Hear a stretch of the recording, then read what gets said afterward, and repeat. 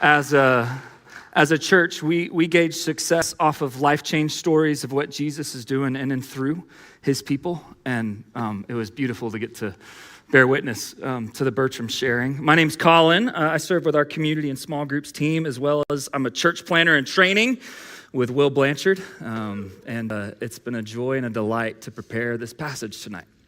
It's a thick passage. Anybody read or studied the Olivet Discourse before? Come on, let's see it. Yeah. This room allows us to interact a little more. Complex, yeah? Not necessarily like the light breezy. We're following Jesus into some pretty hard spaces. And we don't have time even tonight to unpack it all. I mean, we're going to touch the first 13 verses tonight. Our dear friend and expert on the subject, he won't like that I said that, Nick Rowland, is going to finish out 14 through 37 next week. And then what we don't have time to cover in both of these services, Dr. Robert Cupp, one of our founding pastors, as well as just a brilliant mind, one of my heroes, we're going to hop on a footnotes together to say, hey, can we just talk through all the things we didn't have time? So consider this part 1 of 3 as we engage the Olivet Discourse, okay? And our goal for tonight, there's 3 things I think would be helpful for us. Number 1 is how do we approach this text? What is Jesus saying here, and what would be the appropriate posture for us as followers of Jesus? And then second, we're just going to get into the context, and we're just going to dive into those 13 verses, and then lastly, we'll close with a principle, a practice, something we can leave and actually go do with this, okay? Sound good? Okay, sweet. First, how should we approach this? Now, I think there's 2 equal unhelpful approaches, and I actually am prone to both. On one end, you could kind of take an apathetic approach. Like, this is kind of confusing. It's talking about wars. I don't really watch the news. Just kind of like keep scrolling, right? And it's a casual disregard for what Jesus is saying here because it kind of makes me uncomfortable. Anybody kind of feel that way? Even some of the feelings that arise and as we read the text, and you're just like, we're just going to push those down. On the other end, and this is where I can go, is some anxiety. That you come to this text and you start seeing death and rumors of wars and earthquakes, and even later on, things continue to kind of get worse. And it's not necessarily this like fear, like a healthy fear of like, yeah, I probably should be prepared for like bad things to happen. It's this like obsessive going down rabbit holes on internet sites about conspiracy theories and how fill in the blank with that world event is like, this is the end, right? Like you might feel that in you. And what I'm not talking about here is good theological debate. As Nick will get into and Dr. Cupp will lead us in, there's good disagreement, in-house conversations we should have about this passage. Cool. I'm talking about the person that reads this text, gets paranoid, and is for $49.99 selling it online of their end times package. And at the end of the world, if you look at this news event and that war, and they're kind of piecing things together, and on May 21st, 2011, that guy actually predicted 12 times since 1970. He's predicted 12 times from the Olivet Discourse that the world was going to end. And here's what's really damaging about both of these approaches is they place our attention and our affection off of Jesus, and we actually begin to miss out on what he's teaching, a private conversation with his disciples. And when followers of Jesus, they should be a source of peace and hope in times of chaos and trouble in the world. I think both of these approaches actually damage our faith as well as the faith of those around us, yeah? And so not to be apathetic tonight and kind of disregard anything that Jesus is saying because it's hard and I don't really understand. Also, not to cause a bunch of anxiety for us to then go spiral and fill in the blank with whatever the thing in the world is that's bad right now. As the end of the world, newsflash, Jesus says you're not going to know. I think what Jesus is trying to do in this passage is not confuse his disciples into speculation. It's not to cause them to be afraid. He actually says in the passage, do not be alarmed. I think the Olivet Discourse, this conversation on the Mount of Olives with Andrew and Peter, is he's trying to call them into faithful discipleship when everything in the sin-sick, broken, fallen world seems to be falling apart. And so my approach that I'd love to give us is actually not an approach of apathy, not an approach of anxiety, but anticipation. A hopeful longing as we come to this passage that no matter how bad things get, that Jesus knows exactly what he's talking about, and I can trust him as I follow the suffering servant through suffering in this life. One of my favorite commentators, and Nick and I can tell you, we've gone back and forth with both. And guys, I had slides up here that was like, I think this is what it's trying to do. And then I'd read another commentary and be like, I don't think I can confidently say that on a Saturday. Like, I'm still wrestling with this. So I'd love to invite you into the wrestling with us. But one of my favorites was James Edwards. He says this, in regards to this conversation of Jesus about the destruction of Jerusalem and the end of the world, the premium of discipleship is placed not on predicting the future. It's not what Jesus seems to be about in this passage, but on faithfulness in the present, especially in trials, adversity, and suffering. It seems like Jesus' warnings and predictions are an urgent call, not to panic, but to faithfulness, to abide, and to continue to stay close to him, following his way of peace. So in a sin-sick, chaotic, broken world, that we as followers of Jesus would have an unwavering commitment to him as King and Lord. Sound like a good approach as we hit the text? How we feel? Okay, good, beautiful. All right, let's dive in. Some of the context. If you've been with us, we're nearing the end here. We're about 2 days out from Jesus' crucifixion at this point, and the king has been busy at the temple. We've seen Jesus the past couple of weeks all throughout Mark, the leaders in Jerusalem, they're growing pretty frustrated with this Jesus of Nazareth. So much so that not only they don't like him, they've rejected him as Messiah, and now they're dang sure ready to crucify him and get him killed. But just briefly, Jesus, even amidst death threats, rides straight into Jerusalem in the triumphal entry. He goes and then curses the fig tree as he walks by, prophesying, hey, Jerusalem's going to be destroyed. And then he clears out the temple courts of all the money and the people who are gathering there. And he debates the controversies with the religious leaders. And then he goes and denounces publicly those religious leaders. He commends a poor widow outside of the treasury, sitting down after his busy couple of days at the temple, and now he's leaving the temple with a shocking statement. 13, verse 1. As Jesus was leaving the temple, one of his disciples said to him, "Look, teacher, what massive stones, what magnificent buildings." You ever been in a public place and someone said something that you hope no one around you heard? Like at the airport when your kid's like, "What's a bomb?" It's like, don't say that. You can't do that right now. Walking out of the temple, do you see all these great buildings? Jesus replied. Not one stone here will be left on another. Every one will be thrown down. Now, one of three things is happening. Jesus is being a real party pooper. Like his disciples are just really like, look how magnificent this is. And he's just like, wah, wah. 2, he's joining the doomsday folk, and he's like, well, let me tell you about this, and for $49.99. Or he's continuing what he's been doing at the temple, which is to show judgment upon it.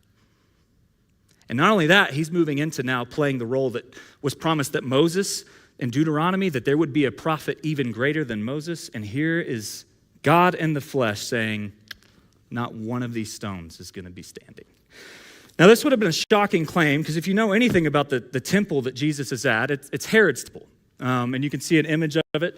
Here, this is just a model, so this isn't the real thing. Like, how did you get that picture? If you go to Jerusalem, there's a model they've made. It's awesome. But there's first temple, which was built by Solomon. So if you know your Old Testament, that was the first temple period, correct? And then God actually leaves, his glory leaves that temple. It is destroyed, and they're taken off to Babylon. They come back from Babylon, and then they rebuild. So Zerubbabel and Nehemiah, they come back after 70 years in exile, and they gather what they can, these faithful remnant of Israelites, and they build this really sweet little temple. Now, it's not as great as Solomon's, but it'll work. And then this guy named Herod. Literally, Herod is his name. It means king of the Jews. Problem, though, he's colluding with Rome. So is he Jewish, or is he Roman, or is he both? Herod in Jesus' day is actually a pretty controversial political figure. And so it would have been even when Jesus is coming into this period of the temple, there are some tense political ideologies that are at play, even within the debates between those religious leaders. And not only that, Herod, he comes in and he flatlines Zerubbabel's temple. So again, if you're a faithful Jew, you're devout, and you've put all your effort and your time and your money into seeing we're back from exile, and here comes this half Jewish, half Roman king, and he levels it to build something even better. Herod was constructed the temple. It took 46 years. He did something also that was kind of a no-no in that day. Because only priests were allowed to really work on the temple, Herod just went and handpicked and trained people and said, you're a priest, but you're also a mason. And so you're going to build stuff. And so there's all sorts of weird collusion between Rome and religion and politics.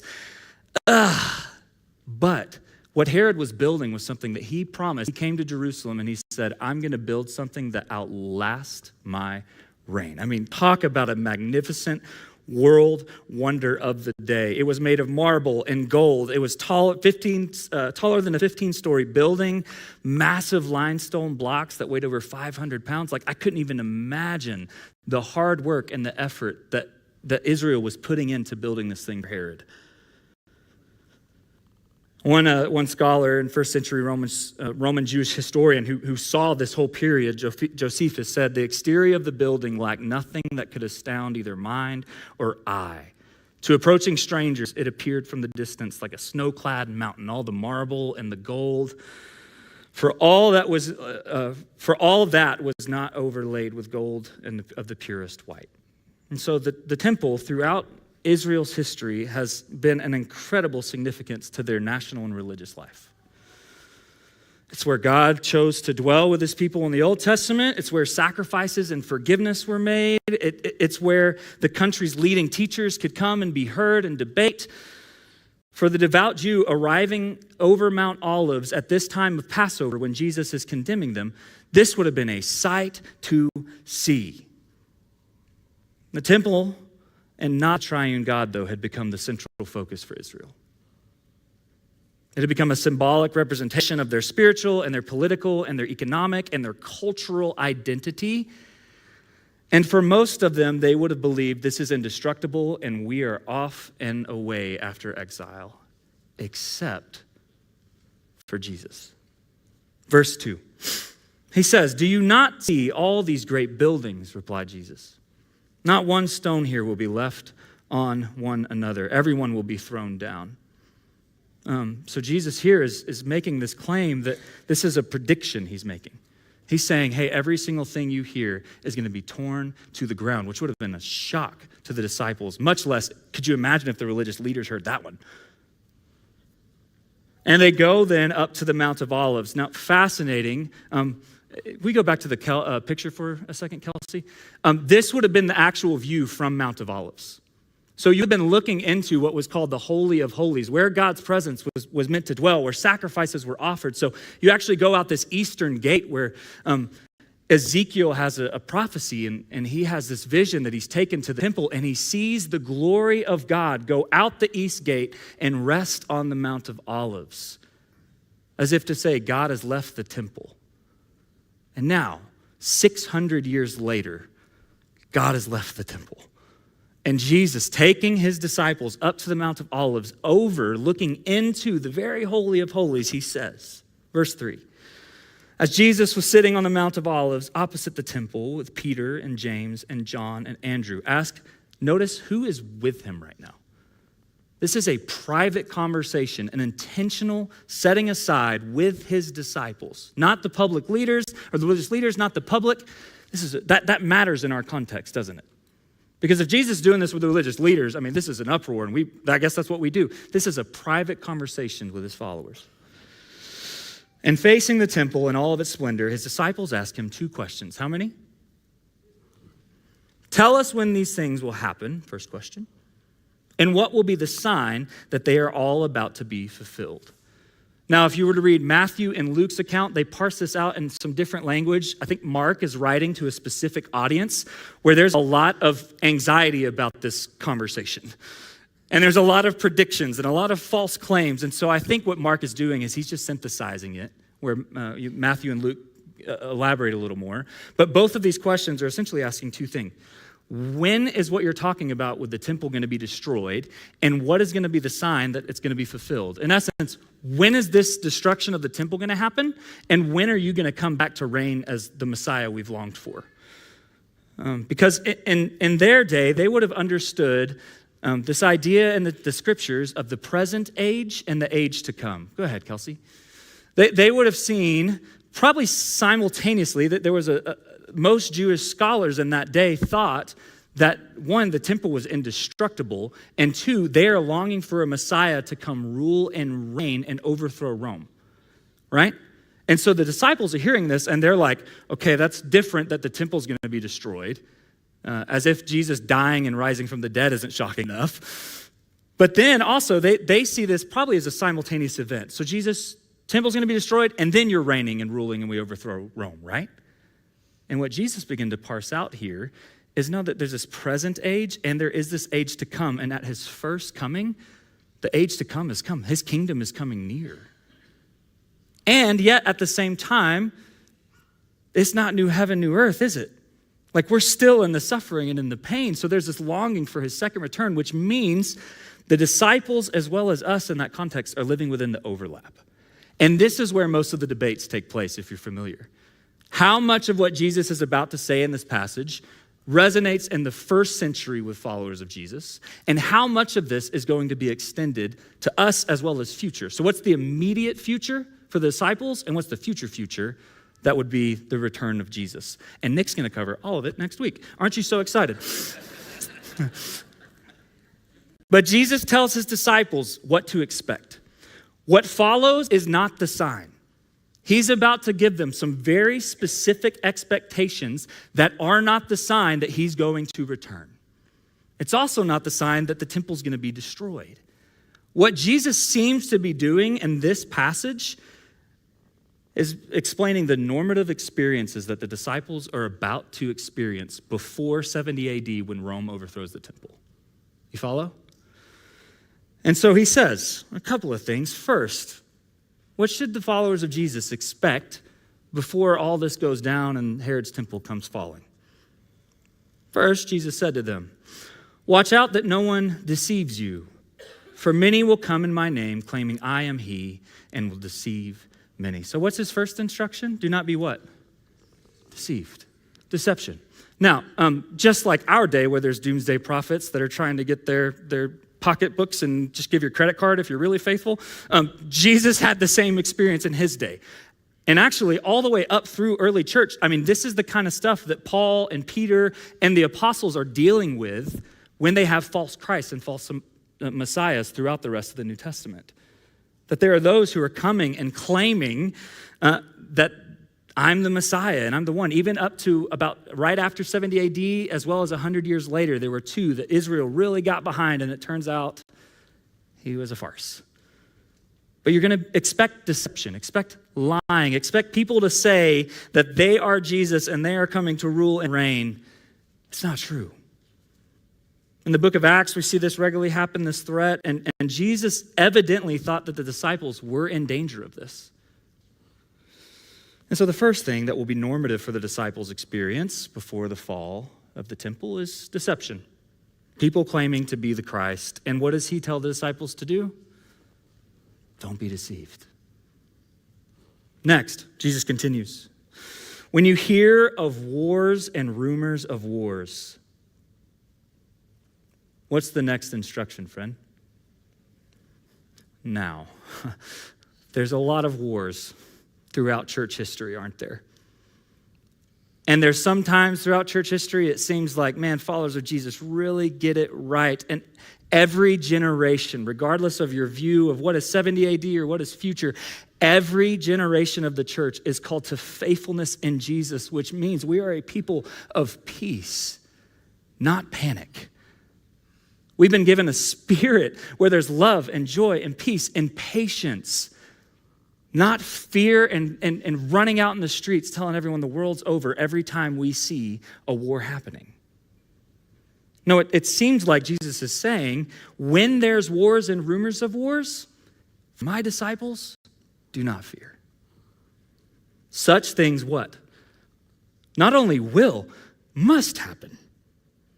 And is it the sign of the end? So if we see a war, is that the thing that we go, oh, that's it, Jesus is coming back? No. No, the end's still to come. Nation will rise against nation, kingdom against kingdom. There'll be earthquakes in various places and famines. And these are the beginning of birth pains. Now, I've never given birth, so I don't know if I'm the best person to speak into this. But I've watched my wife do it, and it's pretty painful. And what Jesus is doing here is this birth pangs is an idea that the Old Testament prophets talk about as well, that there is going to be intense hardship, but new life is going to come. Suffering, pain, wars, this is going to be an expectation for you, my disciples. But new life is coming. The end is not here. Do not panic. Do not be alarmed when the sin-sick, chaotic world operates like a sin-sick, chaotic world. Do not be alarmed, because in this world, Jesus tells us in John, you're going to have troubles. But take heart, for he's overcome the world. And so when we experience hardship or suffering or wars, it seems like what Jesus is actually inviting us into is not to panic and run away from the suffering, but actually to join him and follow in it. Probably the best book I've read on suffering is Keller's. The title says it all. It's Walking with God Through Pain and Suffering. He says this, that Christianity teaches that contra fatalism, suffering is overwhelming.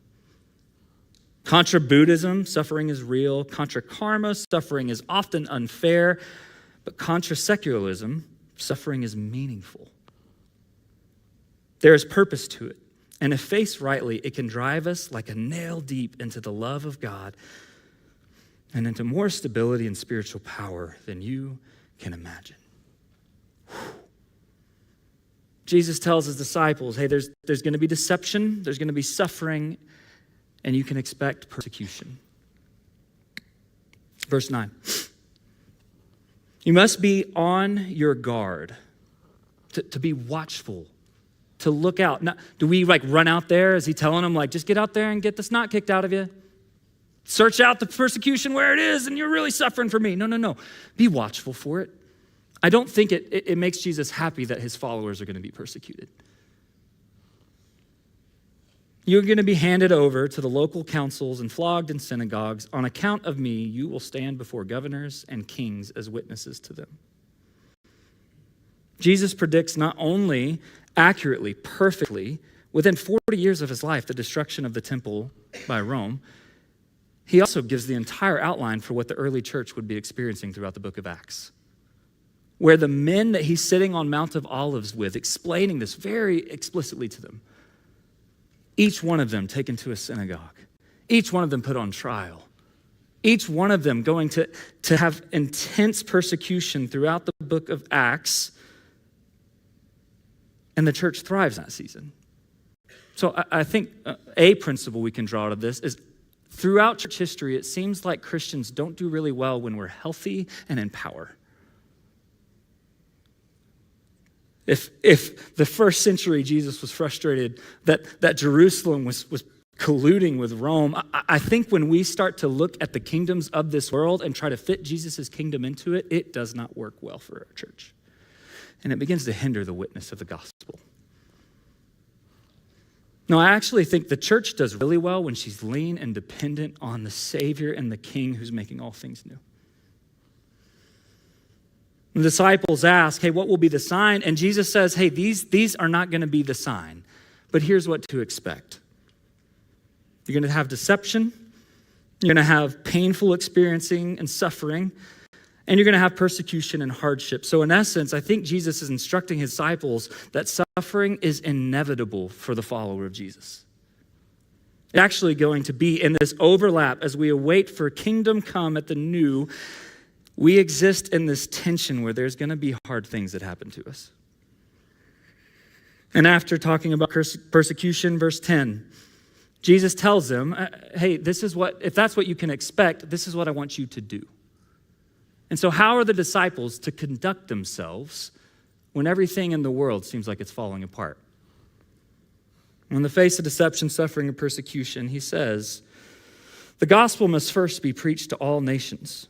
So proclaim the good news that Jesus is Lord and the kingdom of God is coming, right? So what do we do when the wars and the rumors and the everything seems like it's falling apart and the natural disasters? Jesus is king and his kingdom is near. And you and I are invited to be a part of it. In verse 11, whenever, not if, but when you are arrested and brought to trial, do not worry. Do not be anxious. Don't worry about what to say, just whatever is given you at the time, for it is not you speaking, but the Holy Spirit. And so it seems like verse 11 here is a prohibition against anxiety. Do not worry amidst this, but trust that the Holy Spirit is working in and through you.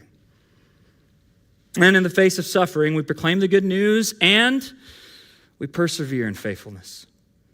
Brother will betray brother to death and father his child. Children will rebel against their parents and have them put to death. Now, as a father, I'm kind of afraid of that one. I'm not going to lie. That one didn't sit well. But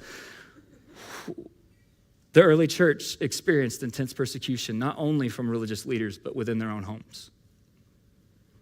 And many of us know the hardship and the pain of what it's like when we have a family member or a child, and we're trying to be faithful to Jesus, and we're struggling in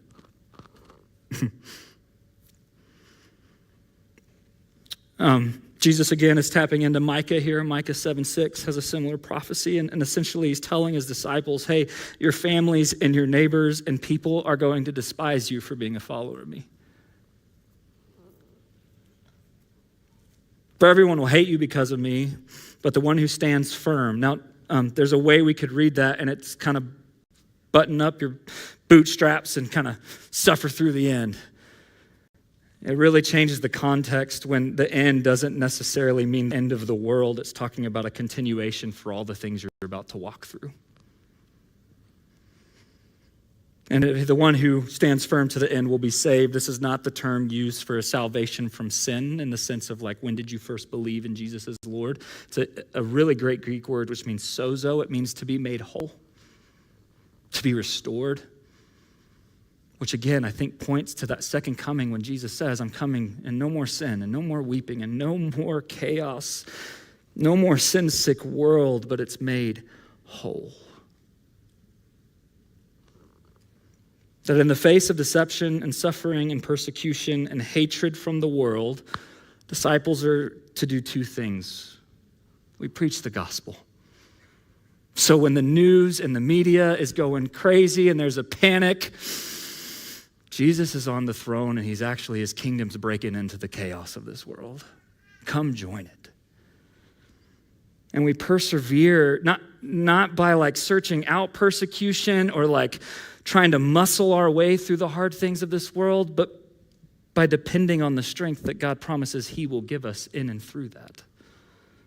To continue to walk with God through chaos and brokenness as broken people in a broken world. An approach. Anticipation, a hopeful longing that Jesus knows exactly what he's talking about and he's coming to make all things new. The context, clearly he's talking about first century, 70 AD, temple destruction. However, I do think there's a principle we can draw out through this. And it's that regardless of whether you're first century or this century, to follow Jesus is a call to follow through hardship. It's a call to follow through suffering. And that could be collective, like the past 4 years of a pandemic, and then the Ukraine and Russian war, and then extended and really intensified Palestinian conflict in Israel, as well as tornadoes that are ripping and we're still feeling the effects of. Like it's collective pain out here, right? But it's also on the personal level of cancer or chronic illness, or when an adoption doesn't go the way you planned, when a marriage doesn't work out like you thought it would, when we lose a loved one. And so how do we follow Jesus in a sin-sick, broken, chaotic world? I think it has to begin with abiding in him. It has to begin with us staying at his feet.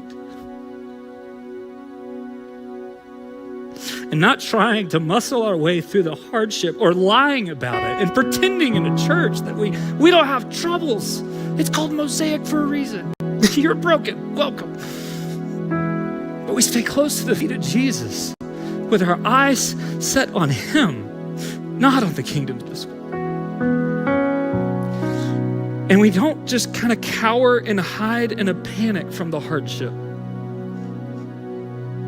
but from the King who reigns on a tree. We announce that even and through the hardship of our lives or this world, there's a King who's bringing his kingdom in a really new way. Come be a part of it, world. It's better than anything else you're going to find. How long? How long, Lord, do we have to follow through this hardship? The early church, when they left their meetings, they had a closing greeting. They'd say, Maranatha, and it meant come quickly, Lord, because they were experiencing intense pain. But it was this intense anticipation, a hopeful longing that Jesus is going to come back and make all things new. And so, friend, I don't know what suffering or hardship you're walking through right now. But I know that there's a God who's walking with you in it, and there's a community of saints that are longing to come beside you in that pain so that we can actually continue what our King has called us to do and being faithful to him. Would you pray with me?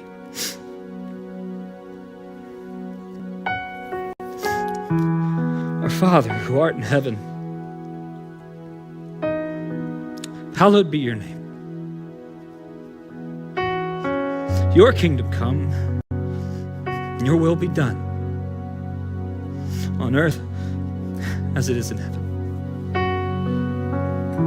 Spirit, would you do in this room what only you can do in our hearts? And as we leave this, would you give us strength that no matter how hard this sin-sick world gets, that we could remain faithful to you, King Jesus.